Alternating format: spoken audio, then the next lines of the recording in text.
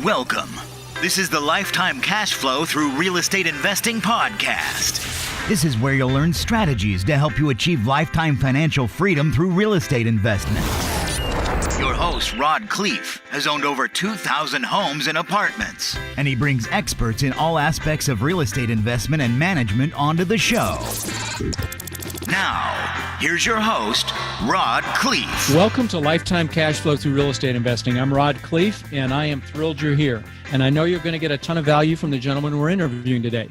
His name is Damion Lupo, and he is he's done a lot. He's started and owned over 30 different companies, from an insurance agency to a precious metals firm. I owned a precious metals firm at one time. Venture capital company, financial consulting firm, and lots and lots of real estate investments. We spoke briefly before we started recording here, and he has a similar story to mine in '08. So we're going to dig into that. And he has his own martial arts studio and several black belts. So we do not make Damion mad. Damion, I'm glad and you're a fantastic author as well. I know you've written 5 books, and we're going to talk about one in particular that ties into our story. So Damion, thanks for being on the show. Hey, Rod, it's great to be here. Thanks for having me. Absolutely. So let's talk about your real estate related background. I know you've got lots of businesses like myself. I've had 18 different businesses, and it's funny you did precious metals. I had a gold buying company at one time in another lifetime ago. But anyway, tell us about your background as it relates to real estate, if you don't mind. Yeah, the original startup was really the edge of the millennium. It was back in New Year's Eve, 1999, when I bought my first house on a Visa card. And it was a funny thing because a buddy of mine just came to me and he said, "Hey, I've got a deal." And I went, "Okay, what's the deal?" I mean, it's kind of like, "Hey, buddy, I got a deal." And holds his coat open. Pretty much. There's a house inside. And I said, "All right, well, what's the scoop?" And I just read Rich Dad Poor Dad, and I was thinking, wow, there's a different way to maybe think about things. And I was selling insurance, and so I thought, okay, cool. I'd like to do a deal. What do you want me to do? And he said, "You've got to be the money." And I said, well, I don't have any money, but I have a Visa card. So we bought this house. I basically bought it with the cash advance from my credit card, and then figured out what it was like to be a real estate investor. All of a sudden I owned property, and then you really learn. It doesn't matter how many books you've read. It's all of a sudden being in the middle of the house.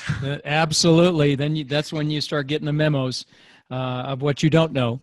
So I understand you built that into quite a portfolio. Can you speak to that? Yeah. So, I mean, right after I did that, I thought maybe I should learn something. So I went off and started doing some seminars and learning what people were actually doing in the real world, and then started buying stuff using guerrilla marketing, buying more houses. And the funny thing is I almost went bankrupt the first 6 months because it was really self-sabotaging. I wasn't returning phone calls. I had all these people calling, wanting to sell their houses, wanting to lease up the houses I was buying and making available.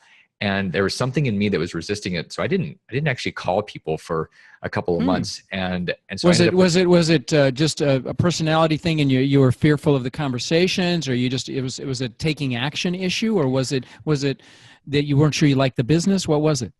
I think when I look back, I see this in a lot of other people too, but there's this idea that it's very safe to be behind a spreadsheet or in a house working on stuff, learning how to do plumbing, and there's not really any way to fail there unless you blow the pipes up, which I did repeatedly. Certainly. So, and at some point, I would have just naturally gone bankrupt. And fortunately, I'd been playing cash flow, and I thought I should do a personal financial statement for my life, and I did. And it said, "You're going to be bankrupt." You're talking about Cash Flow, the game, Robert Kiyosaki's Cash Flow. Game. Yeah. Awesome. And so that was really what triggered me to go, I need to jump hard into this thing, return phone calls. So over the next 30 days, instead of going bankrupt, I ended up buying 8 more houses, leased up all my houses. And then it was like, okay, I'm off to the races. So I want to dig into that for a second. I want to dig into that because, a lot of people listening haven't taken action for psychological reasons. I mean, I talk about regularly, and everybody that listens to my shows heard me say this, and I stole this from Tony Robbins, and that 80% of your success in anything is your psychology, and only 20% is the mechanics. So in your case, I'm not so sure it was psychology. Maybe it was just you. Was it? I don't want to put words in your mouth, but what do you think caused you to pick up the phone and do so great the second 30 days? Was it taking a look at your personal situation and getting motivated from that, or was it? What was it? It was the fear. The fear, it's like the rustling in the bushes. All of a sudden, the chemistry in your body changes. When you realize that you're that close, if you're going to go bankrupt in 3 years, it's not that big of a deal. You're like, yeah, well, things will change. In 30 days, you go, I'm going to lose my place to live. I'm going to be on the street. Okay. That triggers action in a big way. And most people aren't that close to it. When you get that close to the edge, all of a sudden you start moving real fast. Now I understand. I missed that. Okay. Now I got it. Oh yeah. That will make you move. Okay. So what I thought it was maybe like you were an analysis paralysis and a lot of people that are very analytical, have a challenge with they don't love communicating, and it's, it's the rare breed that's super analytical like you that actually is a good communicator as well. I mean, frankly, they're not as common, and it's a learned skill. I'm not saying it's a rare, but let me back up and rephrase. There's a lot of analytical people that are great communicators, but it's a learned skill, and it's typically outside their comfort zone. And I thought that was maybe at play there. But anyway, please continue. So you bought 8 houses, and then what happened?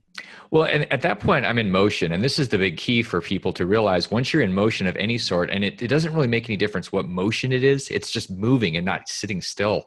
Once I was in motion, I had my stuff going, my marketing, my just the stuff that was happening where it was keeping the phone ringing. And when that was happening, I just kept doing more and more. So I was buying more houses. And within a year, I thought I should be somewhere else. Maybe I should need to be looking at other markets. And by after 2 years of being in the business, I expanded out to Alabama. And at that point, where were you initially? I started off in Arizona. Arizona, okay. Yeah, so I built up my thing there, and I had this crazy 5-star pronged approach, and that's where you basically find the extreme edges of a community that's 3 hours apart, and you start buying stuff all over, which basically spreads you out and wears you out. And so I thought, well, shoot, okay, if I've done I'm that. Sorry, I want to make sure I fully understood what you just said, because I think I like it. Could you go into a little more detail of how you picked those areas again? What you did again? Yeah. So when I started off, I was in Phoenix, and this is the power in being very niche-y, where you go into a very narrow market and you become a master and you just go and dominate it.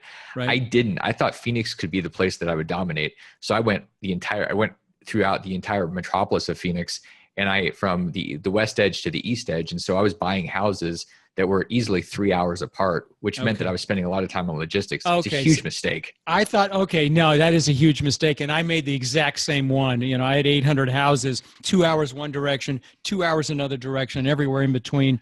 Absolute management nightmare, logistical nightmare. I mean, we made it work, but not through 08.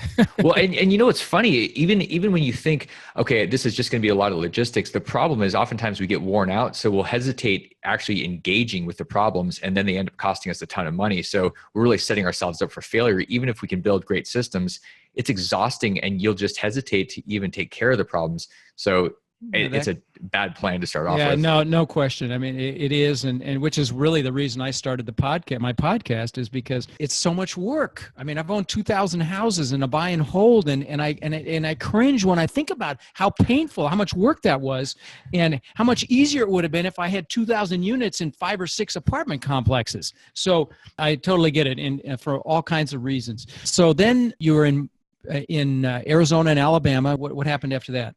So in Alabama, we started looking for places that we could duplicate, because any natural entrepreneur wants to keep growing, and you look for scale. And so the next question was, where are other markets that look like Alabama, because it works there? And so we started looking at places, went around North Carolina and Maine of all places. So I was touching all the corners of the country and starting to move through different markets. So you took your Phoenix problem, and you magnified it over the whole country with single family. Yeah, and this is the problem with not solving the deeper problem. It's not that there's a bad market, there's bad thinking. And to your point earlier, exactly right. 80% of our success is absolutely our psychology. And whether it's trading stocks or in the real estate market, if that's not square, you may reboot and have to start over. But if you don't fix your mind, you're going to show up with the same problems in a different form. No question. And I want to dig into your book, which I'm sure addresses that. But let's fast forward to 2008. I think you got the same memo I got. Yeah, we were talking about this. It's funny because really we call it the same thing. When you go through a multi-million-dollar meltdown, you go, I just had a multi-million-dollar seminar. Yes. It's what it is. It's an education. And I go, wow, I couldn't have read that book, but I did live through it. And so 2008, I had done really well in 2004 and 2005, made millions in cash. And I thought, well, I am Superman. I am smart. I'm so good. This is like deja vu. People that have heard me talk, my net worth went up $17 million in 06, and my head got so big I couldn't fit it through the door. And when that happens, God will give you a smackdown. God, the universe, whatever you believe in, will give you a smackdown. And that for me was 08 and late 07 and 08 and 09. Yeah. So. The universe does give you a smackdown, and it gives you warning shots across the bow earlier than the train that drives over you. And some of mine, I was doing deals and they weren't quite going right. And I thought, well, I just need to do more. Like I'll make up for it in volume if I'm doing something wrong. And I remember I had an apartment complex that I bought in 2007 to rehab, and it was right by Graceland. And I was getting all sorts of warning shots on that one. Oh, no, you were in Memphis. I had 200 houses in Memphis, and especially by Graceland, that is a tough area. It's super tough. I had no idea. I thought, oh, it's Elvis's neighborhood. This has got to be a safe place. No. In 12 months, I had 2 different incidences where people came in and tore out all the copper in 119 units, $250,000 loss. Happened again. And on the second time it happened, I had armed security there. My security guard actually got killed on site. Oh my God. It was just like, I was getting all these messages and I was going, I just need to try harder. I need to push harder. And the universe said, okay, you're not paying attention, buddy. Yeah, well, I would tell you, and for those of you who live in Memphis, I love you, but it's a tough market. And there are parts of Memphis that are great, Germantown and East and whatnot, but central Memphis is tough, and it's a tough place to be a landlord. I had copper ripped out of houses. Like I said, I had 200 houses there, and I consider that a whole experience a seminar. And love the food. People are very, very nice, but it is not a great place to be a landlord, in my opinion. And I know I'm going to get some hate mail over that comment, but it is that's my personal opinion. Anyway, so you had a bad experience with a multifamily, but I will tell you, and the reason I started the podcast is my multifamily did okay through 08. I mean, we contracted, it was painful, but it was cash flowing, it was breaking even, it was making it, where my single family just didn't make it. And there were a lot of factors at play. Florida has high taxes and high insurance. All my properties were up and down the coast, so I had flood and wind insurance, and I'd probably refinanced a few more than I should have. But the big thing that I talk about in my book, by the way, as well, and we're going to get into your book in a second, but my book, the subtitle is The New Rules of Real Estate Investing. The new rules being forget value and focus on cash flow. That's really where I went with it. But you got the memo in 08, like I did, got your butt handed to you like I did. And so then you wrote a book, and it's called is it Reinvented Life? Yes, it is. Reinvented Life. Well, tell us about that book, because I think it's appropriate for this conversation. Well, so Reinvented Life was sort of funny because I didn't really have the idea for a book when I was in the middle of my stuff, when I was going through everything, until I had this knock at the door in 2009. And I was basically hiding from the aftermath. And I was just sort of thinking everybody was after me. And I think a lot of people were. They were pretty ticked off because when you're out there doing things big and things go down, there's a lot of unhappy people that are in the mix. And I had this knock at the door, and it was 4 federal agents. And I looked out the people and I went, whoa, this is not good. They're here for me. Had no idea what they were there for, but they showed up. And so after a couple hours, I climbed out the window and went through the neighborhood, came back to the front door and found this envelope on the door, looking to see if I was going to be jumped on by these agents. But it was actually an envelope from the IRS. And I pulled it open, and it was for the lady that had been in the house before me. Oh, and I just looked at it, and I dropped to my knees, and I just lost it. And I went, wow. And I realized how much fear and pain and just anxiety I was in.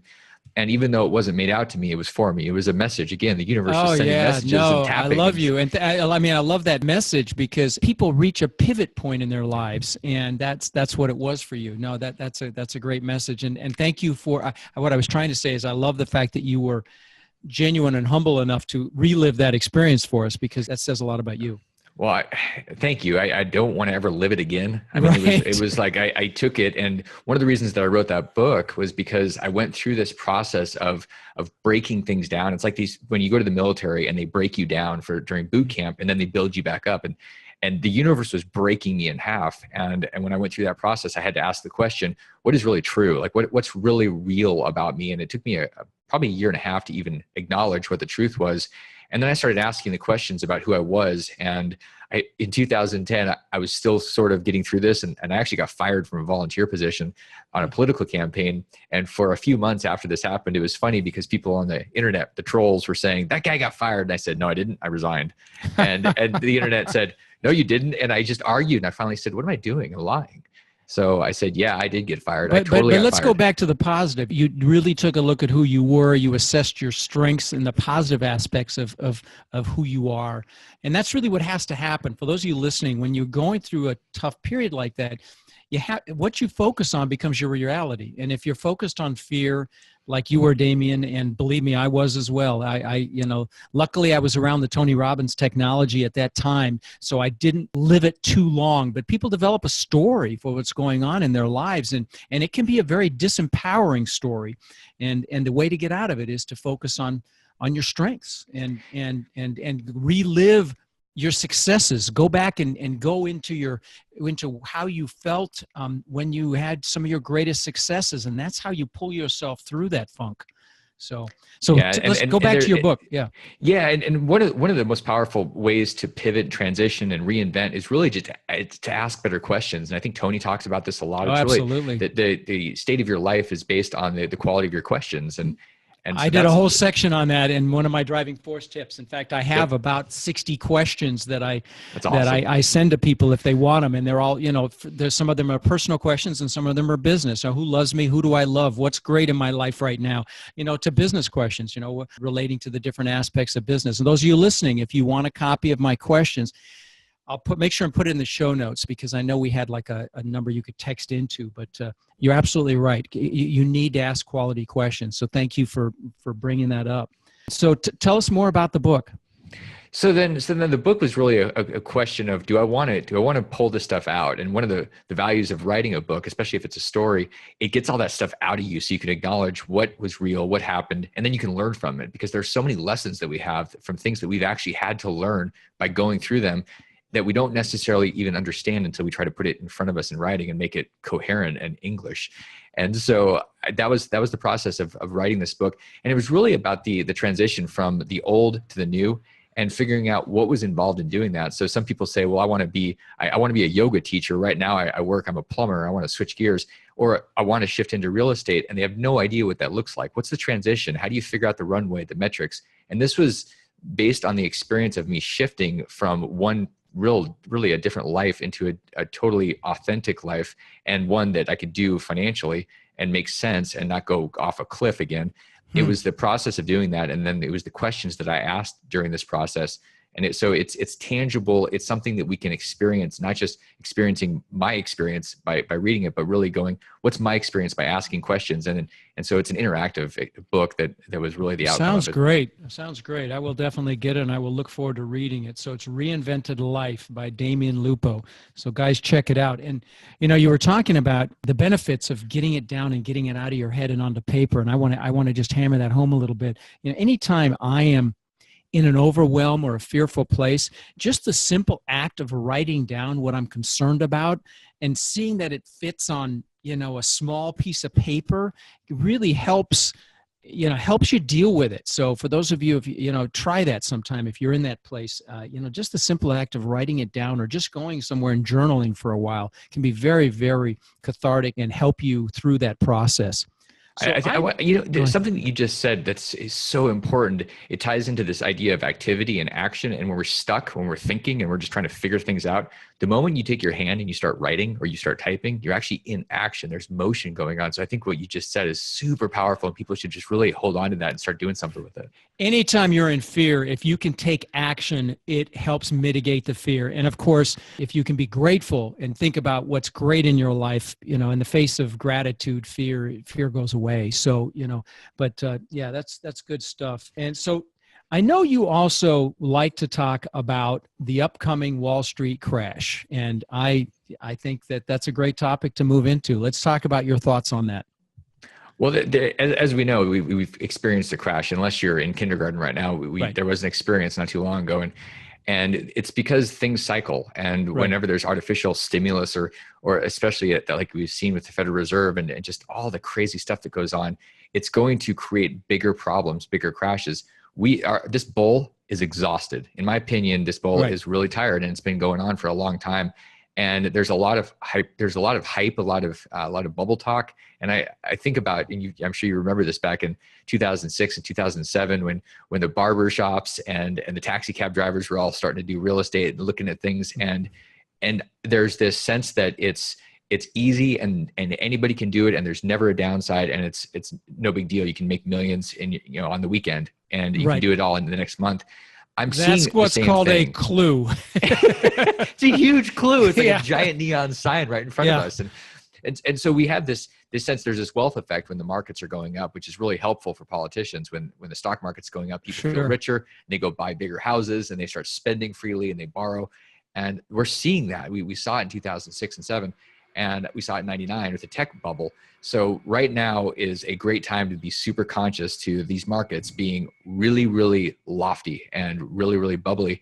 I'm in Austin, and I've seen things double in the last 3 years. And I thought that they were a little bit goofy 3 years ago.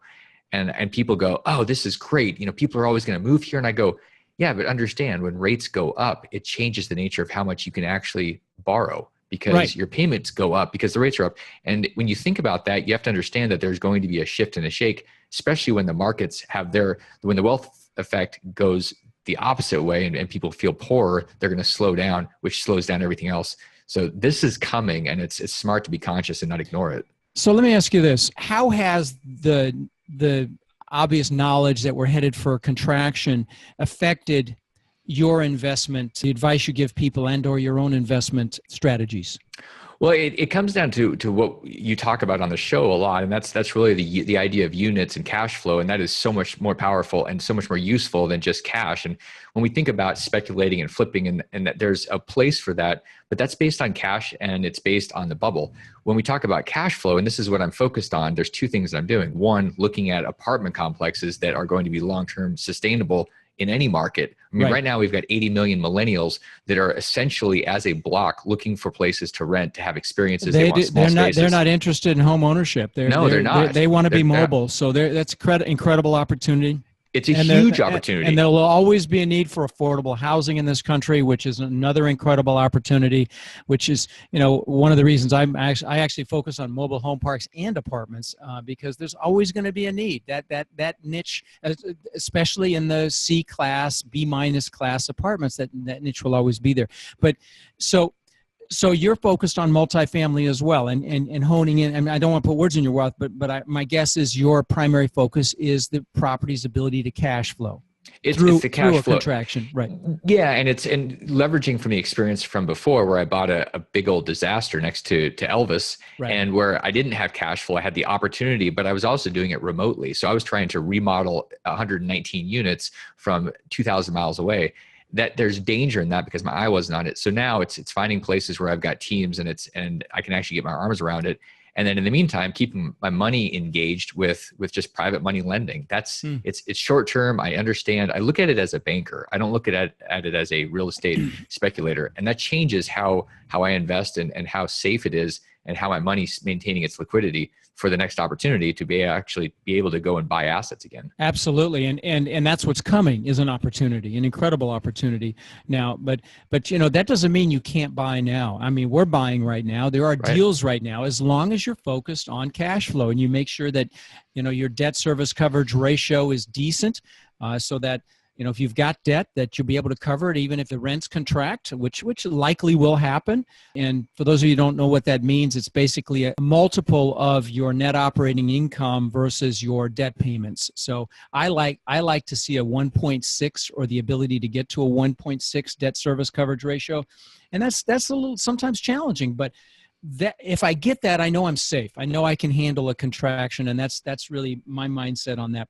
And I like to tell people that are listening, if you're doing flipping, which is a great way to make great money, wholesaling flipping is a great way to make money. But if you're flipping, I would be very, very careful right now if you're doing the high dollar stuff, because when the music stops, if you're still standing, you're in trouble. And with the high dollar stuff, if you can't rent it, or if your debt is very short term and you can't rent it, or your debt comes due in the midst of a contraction, you're in trouble. And would you agree?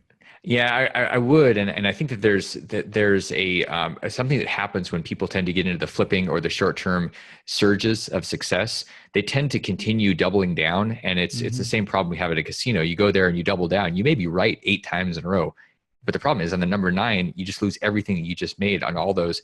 And so understanding the psychology and the position sizing, Van Tharp does a great job talking about this in one of his trading books because he talks about psychology so much and how much you're exposing on each thing you're doing. And so you can make great money in the flipping, and you also need to understand that when things, like you just said, on big dollar flips and such, if that's the last one you have, when things go sideways, you may end up having to hit a reset switch. And you may lose everything you've got in it if you've Right. got a lot of cash in it. And that's the same thing actually with financing multifamily right now. I'm advising people not to do 5-year debt. When you finance a commercial property, there's going to be a balloon payment. Typically, it's between 5 and 10 years. And I recommend doing at least 7 to 10 if you can get it, because if you're in the trough of a contraction, when your balloon comes due and the cap rates have increased, the cap rates have increased so that the value goes down. The worst thing in the world would be to be in a situation where you're cash flowing, but you can't refinance the property or sell the property because the values have gone down so much. And that has happened many, many times over the last few decades to investors that didn't pay attention to that. So be very cognizant of when your debt, on commercial properties is coming due as it relates to this upcoming contraction. And I play real conservatively in that regard. Now, if you're doing duplexes and fourplexes, things like that, you can typically get 30-year financing. But if you're 5+ units, you're gonna get commercial debt. So, Damion, how can people get a hold of you? Best place to reach me is to visit my website, which is totalcontrolfinancial.com. Awesome. And there's resources there, and there's just an easy way to access me and the ideas that I have around real estate and my world purview and where the markets are going. Fantastic. Well, listen, let me ask you a question, because you are obviously, this is a question I ask from time to time, and I'm a big self-improvement, psychology of success. In fact, I just got certified as a high-performance coach. I love talking about high performance and the psychology of success. And so sometimes I like to ask this question, what makes Damion jump out of bed in the morning? What drives you? What juices you? How come you've had numerous businesses, written 5 books. What gives you that juice? It's knowing that the intention I have to teach people and bring my experiences into the world. There's this feeling of total fulfillment. It's not about an extra $1 million, and that feels good, but there's this fulfillment when somebody says, I read that thing, I read your book, and it changed this, and I'm doing this different thing. And I realized that I spent some time doing something that shifted someone else. So I get up in the morning and I've got the Grant Cardone focus. I am obsessed, and I'm thinking about how can I use all these tools that we have available for us, all this technology, to be able to scale and share a message to a bigger group, to more people. Because truly we have this amazing opportunity. It is abundance. Peter Diamandis is right. We live in an abundant time. And so I wake up going, okay, what do I get to play with today? Because it feels amazing. And I think that there's an opportunity to shift from this whole fear. Even though markets are going to shift, there's a big opportunity in that if we have the right intention and we wake up going, I'm going to have an amazing life because I live in amazing times, instead of, holy crap, the world is falling apart. I love the last thing you said. I loved everything that you just said, but the last thing particularly, because, I tell people, I've got a morning ritual where I just close my eyes and I'm grateful for a few minutes. And then I'm grateful for the things I have in my life. And then I'm actually grateful for the things that I want in my life as if I already have them. But then the last piece is that intention piece. I just say to myself, it's going to be a fantastic day. And more often than not, it is. So that's great advice. Well, thank you, Damion. It's been a real treat. I've really enjoyed it. Oh, by the way, you've got a podcast as well. What's the title of your podcast? It's called Black Belt Wealth. It's the fusion of the finance and the martial arts, and using the philosophies and things. So it's my cool dance with the highest level performers. Very cool. Very cool. Love it. All right. Well, thank you for being on the show, buddy. Appreciate it. I appreciate it. Thanks for having me. You got it. Thank you for listening to the Lifetime Cash Flow Through Real Estate Investing podcast. If you've enjoyed the show, please subscribe, and then take a moment to visit iTunes and leave a 5-star rating and review. For more resources to connect with us further, please visit our website at lifetimecashflowpodcast.com. Tune in next week for our next show.